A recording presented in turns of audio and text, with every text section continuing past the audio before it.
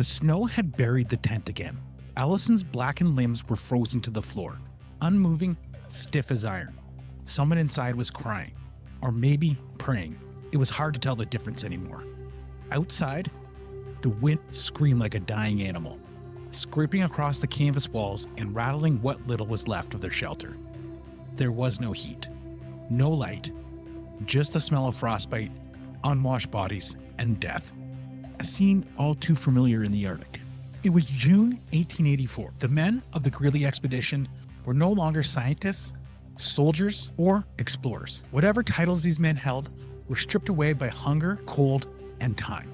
They had eaten the last of their hardtack weeks ago.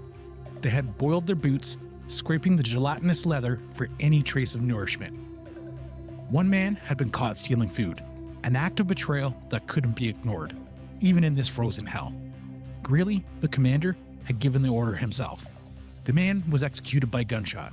This was just discipline, they told themselves. Survival. And still, at this time, there was no hope of rescue, or so it seemed. Who were these men? How had they ended up here, in the farthest corner of the earth, starving, dying, waiting for a ship that may never arrive? And the most pressing question of all, would anyone survive long enough to tell their story? If you want to see the full video, click the link